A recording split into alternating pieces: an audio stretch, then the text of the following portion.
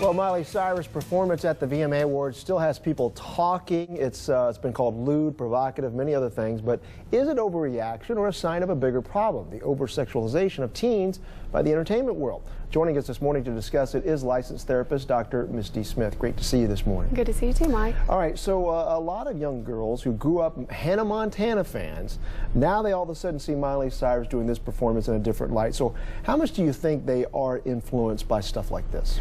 Well, young children are extremely influenced, I think, especially because Miley Cyrus went with the shock value aspect of it. Right. Everyone is shocked by what she did on stage. Everyone is still talking about it. I think that was her point. Unfortunately, you know, Dr. Jim Taylor writes a lot of books about things that you need to tell your children, things that parents should tell their children. And a lot of it revolves around kids absorb everything in those early years. Right. So what we tell them, what they hear, what they see, that's what they think. So they allow those messages to become their values and their beliefs.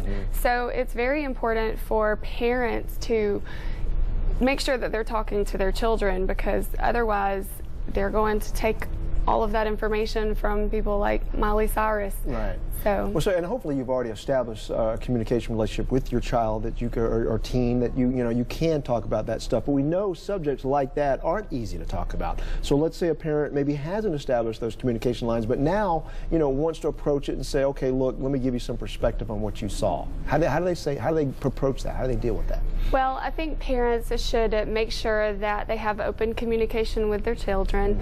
A lot of what I would address with my child regarding the video that's seen by Miley Cyrus, I do, is that it's about self-respect, and it's about waiting, and it's making sure that they're emotionally healthy, because what we saw with Miley Cyrus suggests troubled and low self-esteem, low self-respect. Now let's talk about real facts, though.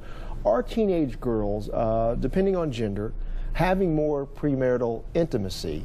And if they are, is there a correlation between, we didn't see this kind of stuff in the 50s, obviously, so is there a correlation problem?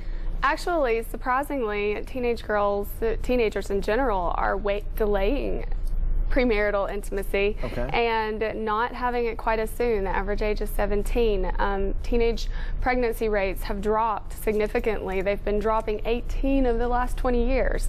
So can we blame that on more education in the classroom, in the schools, more education by parents? I know as a parent working with my own children, there's so much in the media that you don't have a choice in making sure that your kids hear it. You have to tell them younger and younger and younger. You have to address these issues, because we have cartoons that our kids watch on television. I have a 6-year-old daughter.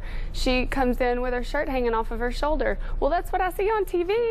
And so real quickly though, who has the most influence? Is it Miley Cyrus, parents, or peers? Study after study after study still suggests that parents have the most influence. Okay. All right, so parents need to do their job. Yes. All right, thank you, Dr. Smith.